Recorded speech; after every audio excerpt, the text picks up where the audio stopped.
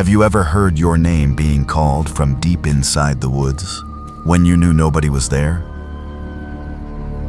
Not the wind, not an animal, a real human voice, soft, familiar. Come find me. Begging you to come closer. Please, come closer. This is the story of a search and rescue mission that entered Black Elk Forest and never truly came back. October came early that year in the northern forests of Alberta. The nights were already freezing, the lakes were beginning to ice over, and the daylight vanished faster with each passing day. 3 college students entered Black Elk Provincial Forest for what should have been a simple weekend hiking trip. Dylan Pierce, Emily Carter, and Marcus Reeves were young, healthy, prepared, and experienced enough to understand basic wilderness survival. Their route was marked. Their schedule was clear. 3 days in the forest, 2 nights on the trail, then back home before Monday morning. But Monday came, and none of them returned. At first, their families tried not to panic. Hikers get delayed all the time. Bad weather, injuries, dead phones, these things happen. But after 72 hours with no call, no signal, and no sign of movement, authorities launched a search operation. That was when Jacob Mercer and his team were sent into Black Elk Forest. Jacob Mercer was 37 years old, former military, and had spent 12 years working search and rescue. He had pulled lost children from ravines, found hunters after snowstorms, and located survivors from crashes deep in the wilderness. He believed there was nothing in the forest he had not already faced. At base camp, 4 other rescuers were waiting. Sarah Thompson was the tracking specialist, calm and sharp-eyed. Ethan Brooks was the medic, trained to keep people alive in the worst conditions. Ryan Keller handled communications, radios, GPS, and emergency signals. Mike Donovan, the team leader, had led difficult operations before and trusted his people completely. Their mission seemed routine: follow the students' planned route, locate their camp, find the missing hikers, and bring everyone home safely. None of them knew that Black Elk Forest was different. None of them knew the locals avoided that place after dark. And none of them knew this would be the final mission their team would ever take. The first day felt almost too normal. The forest was quiet, cold, and still. Pine trees stretched endlessly in every direction, and the trail showed no obvious signs of panic or struggle. Around noon, the team found the students' first campsite near a narrow creek. At first glance, everything looked ordinary. 3 sleeping bags were still there. Food supplies sat untouched. The remains of a small fire pit rested in the center of the clearing. But then Sarah noticed the tents. They had not collapsed from wind. They had not been damaged by weather. They had been shredded. Long, deliberate tears ran through the fabric, as if something had grabbed the tents and ripped them open with impossible strength. Sarah studied the marks carefully and shook her head. There were no bear claw patterns, no bite marks, nothing natural. The damage looked almost like it had been done by hands, large hands. Nobody said it out loud, but everyone felt the same question rising in their minds. What had been standing outside those tents? Inside one of the ruined tents, Ethan found a journal. It belonged to Emily Carter. The first pages were ordinary hiking notes, descriptions of trees, jokes about cold weather, sketches of the creek, and short comments about Dylan and Marcus. But as Jacob turned the pages, the writing changed. The words became uneven. Some lines pressed so hard into the paper that the pen almost tore through it. The final entry made everyone go silent. Emily had written that something was following them. Marcus thought it was a moose. Dylan thought it might be a bear. But Emily said it was neither. She wrote that every night it got closer, and on the last night, it stood outside the tent. She heard it breathing. Then came the final sentence. It sounded human. Ryan tried to laugh it off and said maybe someone was messing with them, but his voice had no confidence. The forest around them suddenly felt heavier, as if every tree was listening.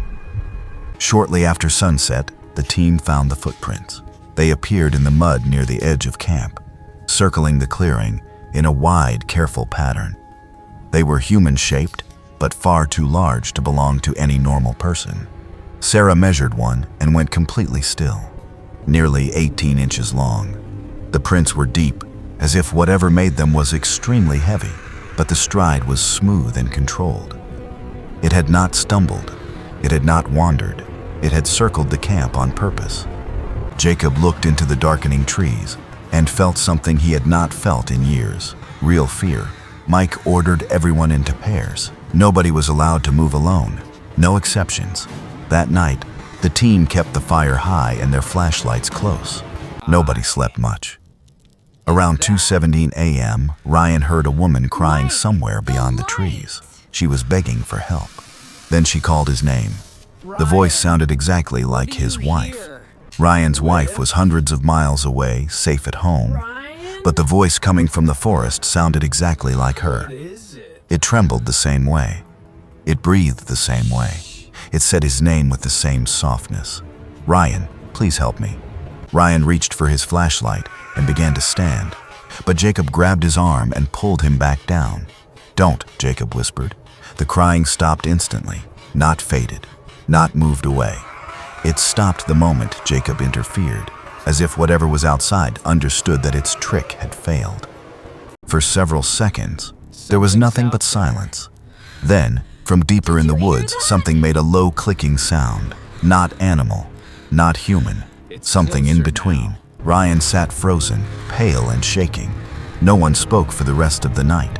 The fire cracked, the trees shifted, and somewhere beyond the light, something waited, patient enough to try again. The next morning, the team found Marcus Reeves. He was sitting against a tree nearly 3 miles from the campsite, barely alive. His clothes were torn, his lips were blue, and his eyes looked empty, as if he had seen something his mind could not accept. Ethan rushed forward to treat him, but Marcus grabbed his wrist with surprising strength and whispered, "Don't let it find me." Mike asked who he meant, but Marcus only shook his head. Slowly, between panic and exhaustion, he explained what had happened. Something had followed the students for days. It stayed beyond the tree line, always far enough away to remain unclear, but close enough to be seen.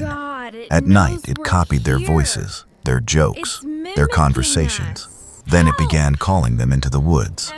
Emily disappeared first, then Dylan. Marcus said he heard Dylan screaming for help, so he followed the voice. But when he reached it, it wasn't Dylan. Before Marcus could explain more, his eyes suddenly shifted past the rescue team and locked onto something behind them. His face changed instantly, pure terror. He began shaking and whispering, "Oh God, it's here." Everyone turned, but there was nothing there. Only trees, frost, and the cold morning wind moving through the branches. Then Marcus screamed, not like a man calling for help, but like an animal being dragged into darkness. He pushed Ethan away, scrambled to his feet, and ran into the forest. Mike shouted for him to stop. Jacob and Sarah chased after him, crashing through branches and slipping over roots. But Marcus moved with impossible desperation. They followed him for nearly half a mile before the sounds ahead simply stopped. No footsteps, no breathing, no broken branches. Nothing. Marcus had vanished. The forest was silent again.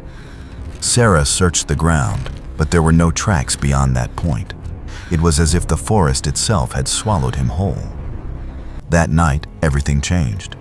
The team was no longer searching for missing hikers. They were being hunted. At 11:43 p.m., something began circling their camp. Slowly, methodically, heavy footsteps moved just beyond flashlight range, breaking branches and pressing through the undergrowth, but never coming close enough to reveal a full shape. Every time Jacob aimed his light toward the sound, the movement stopped. Then the voices began. Emily's voice called from the left. Marcus cried from the right.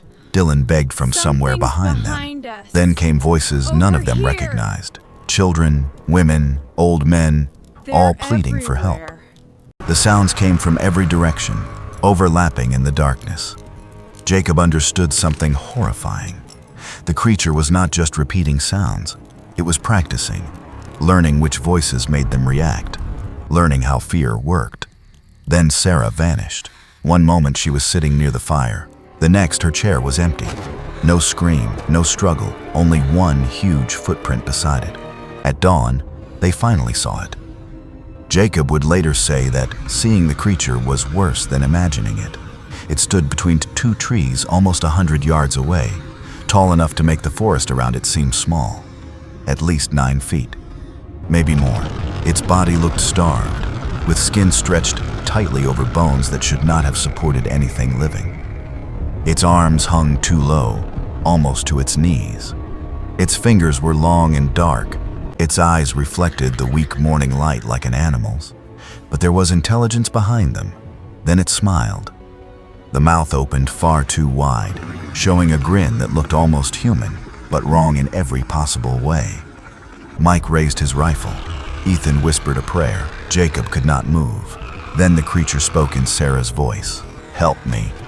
Its smile widened, and a second later it slipped backward into the trees and disappeared without a sound.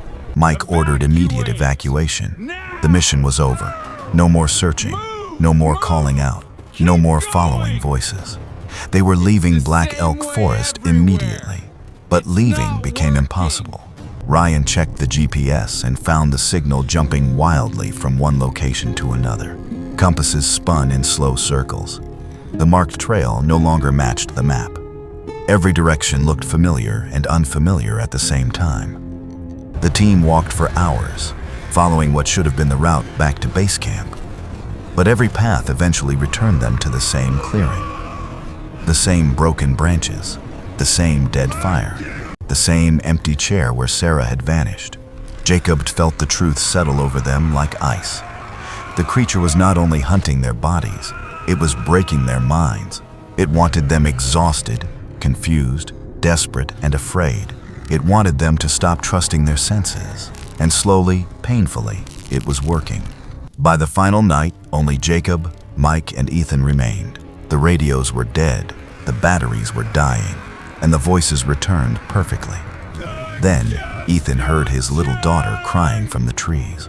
Jacob begged him not to follow, but Ethan broke free and ran into the darkness. His scream lasted less than 10 seconds.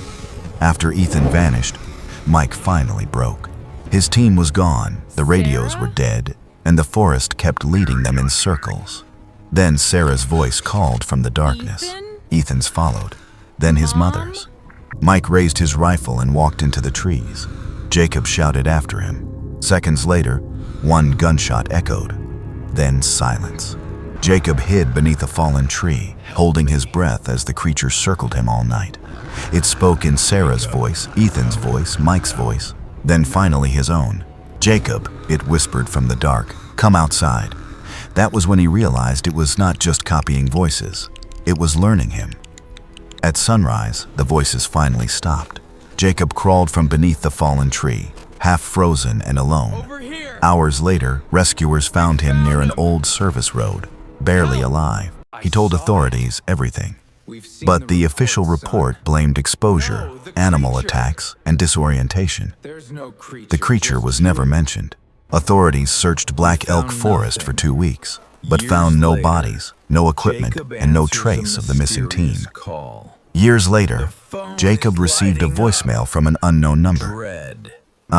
Through the static came Mike Donovan's voice. "Missing for 10 years, whispering only 4 words. It's still following me." And somewhere deep inside Black Elk Forest, if the old legends are true, something is still waiting between the trees. Something hungry, something ancient, something that knows how to sound exactly like the people you love. So if you ever hear your name being called from the woods after dark, don't answer. Subscribe to Taka Tales for more horror stories.